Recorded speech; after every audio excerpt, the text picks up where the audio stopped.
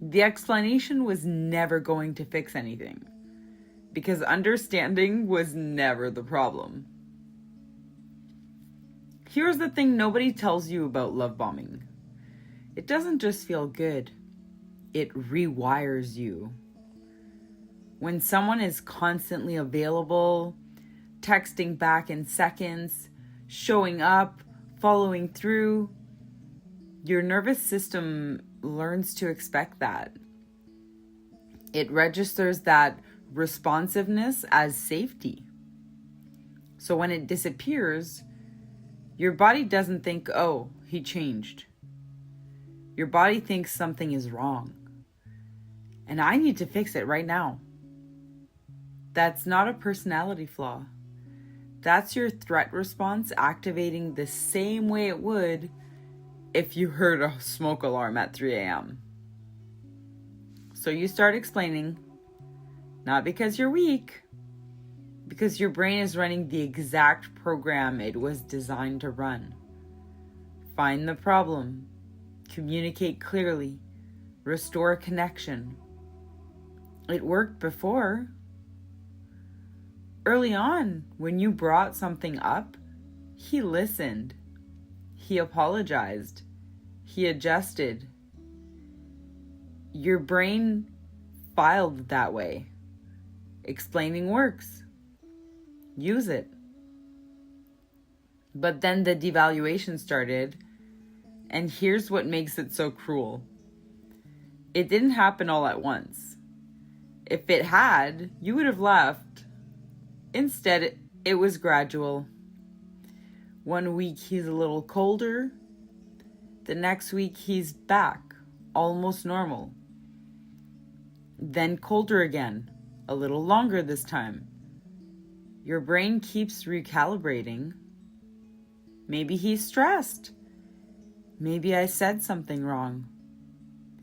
Maybe this time, if I explain it better, he'll come back to who he was. That's the trap. Not your words, not your delivery. The trap is the belief underneath all of it that there is a right combination of words that will make him understand you. And so you keep searching for it. The long texts at midnight, the calm, careful conversations where you laid it all out logically, the moments where you pulled up receipts, actual screenshot, and said, but you literally said this 5 minutes ago. You weren't being crazy. You were being someone whose nervous system was trying desperately to solve an unsolvable problem. What does that feel like in your body? You probably know this without me describing it. Your heart speeds up before you even finish the first sentence. Your throat gets tight. Your hands might shake a little. Your voice changes. It goes up, or it goes too fast, or it cracks in a way you hate because you know how it sounds and you know he's going to use it. That's your body in fight mode. Not metaphorically. Your cortisol is spiking. Your prefrontal cortex, the part that handles logic and language, is starting to go offline. You're trying to construct a coherent argument while your nervous system is screaming that you're in danger. And he's calm, leaning back, watching you get louder and more desperate and more undone, while he stays completely still. That stillness wasn't emotional maturity. It was information.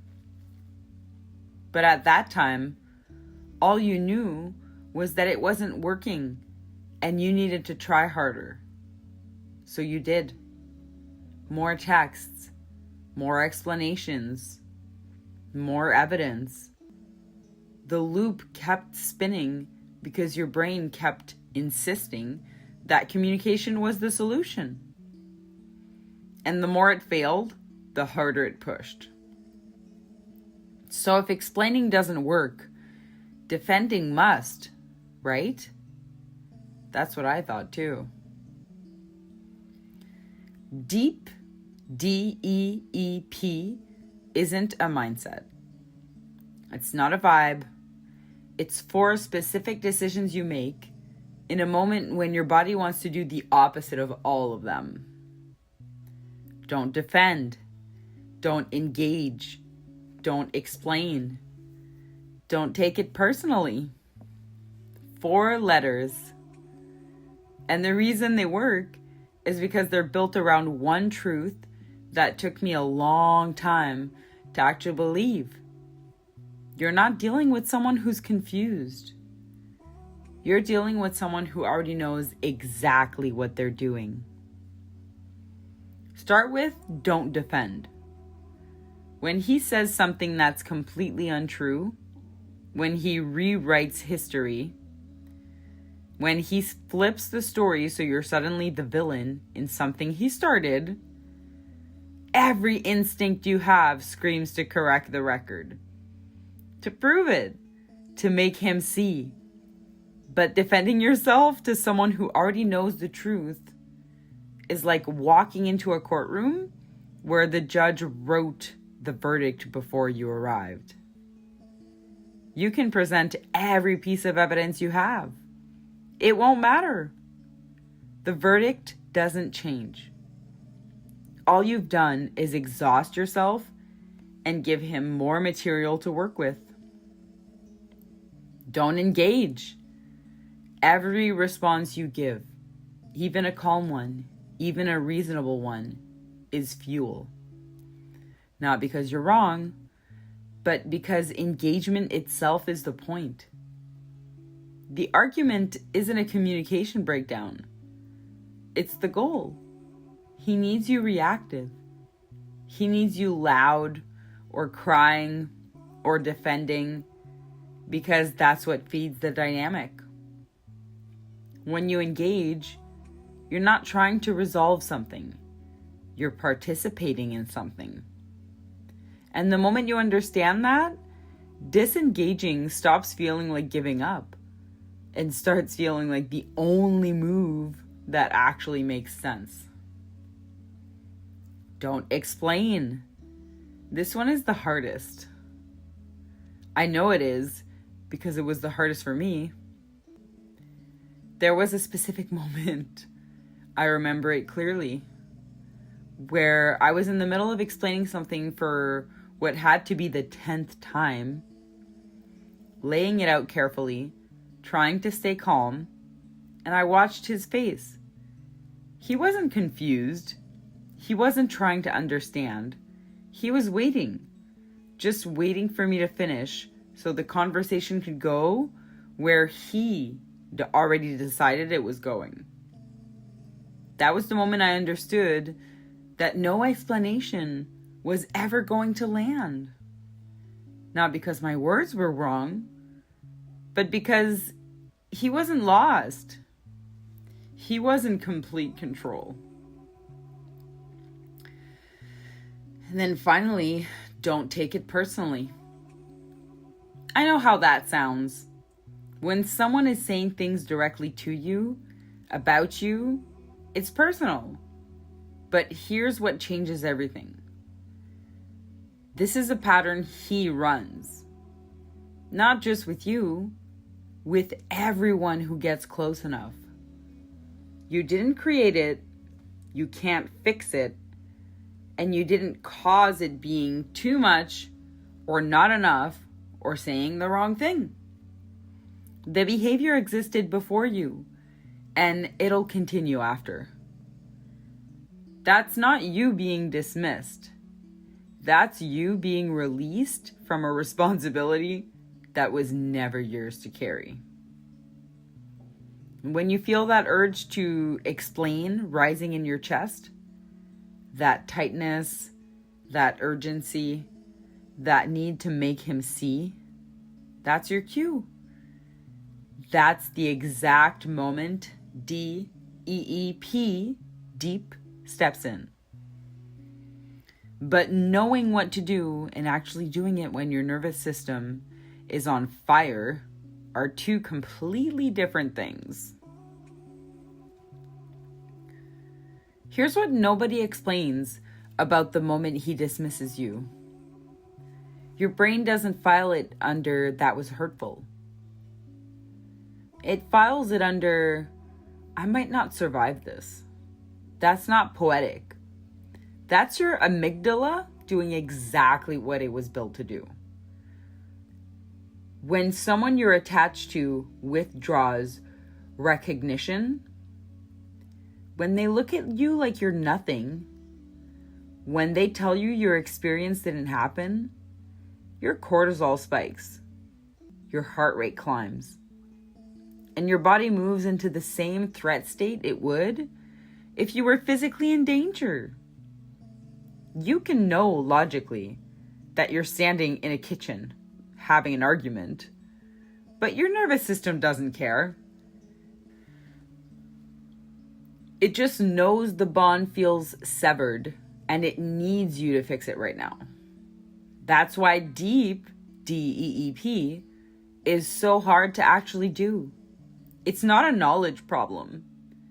You could understand the concept completely and still find yourself talking, explaining, defending, because your body hijacked the decision before your brain got a vote.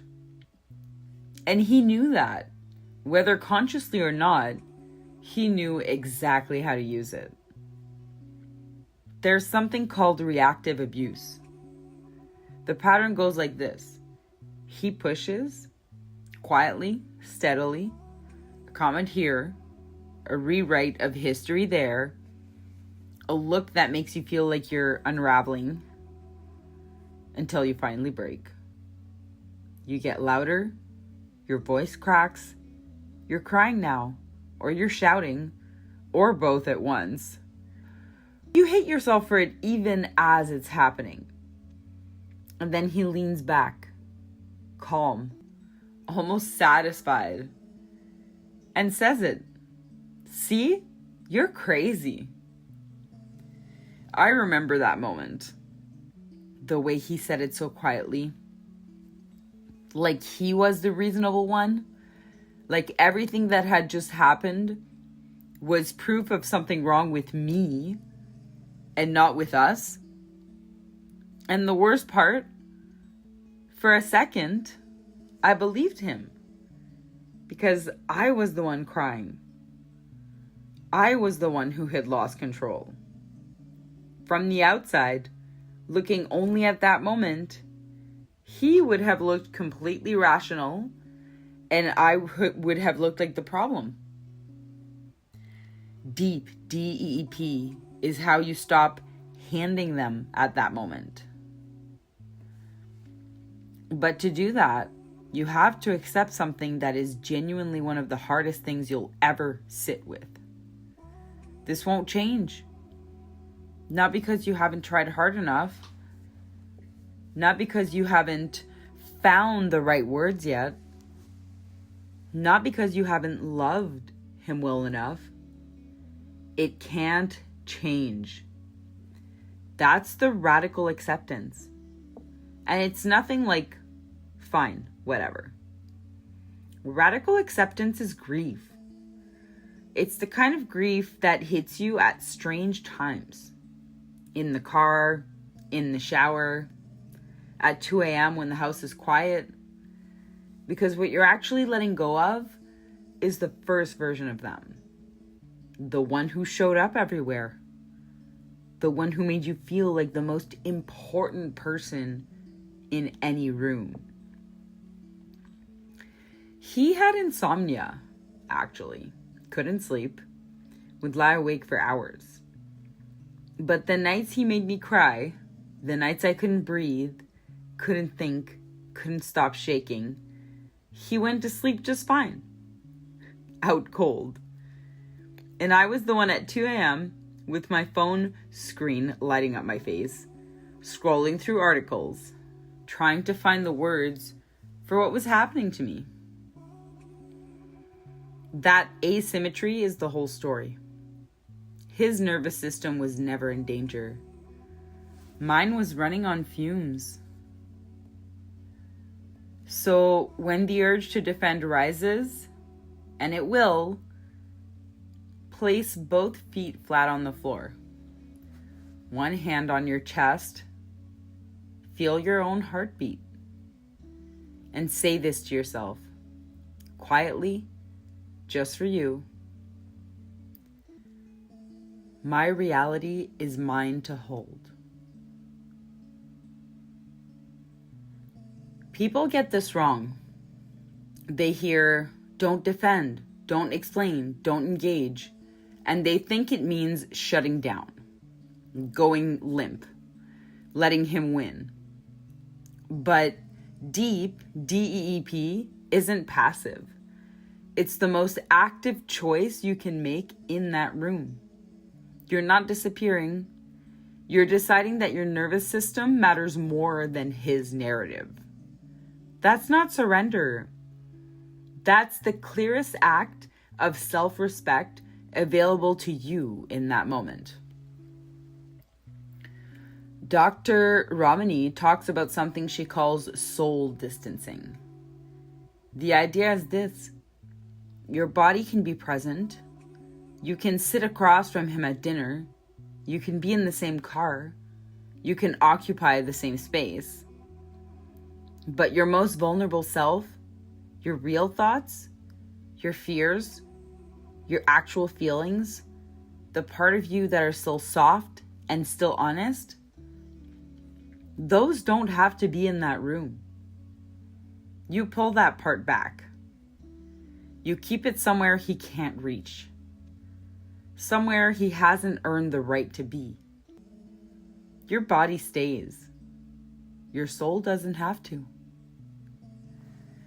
In practice, that looks like gray rock. Flat, brief, unreachable. Not cold in a way that escalates things. Just neutral. Okay, sure, I hear you. Short answers that give him nothing to grab onto. This isn't losing the argument. It's refusing to have one. And the first few times you do it, it might feel strange, almost wrong, because you're so used to the loop. But gray rock works because engagement is the fuel, and you just turned off the supply. The other thing, and this one matters, is that the explanation doesn't have to disappear. It just needs a different destination. Whatever you didn't say to him, say it to the page. Write the whole text you didn't send. Write the argument you were going to make, the receipts you were going to pull up, every single thing. Get it out of your body and onto paper. Where it's safe, where it's yours, where it can't be twisted or used against you.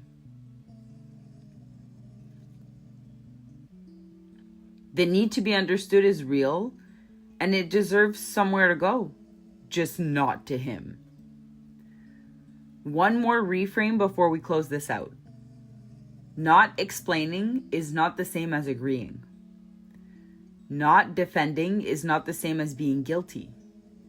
When you go quiet, you're not confirming his version of events.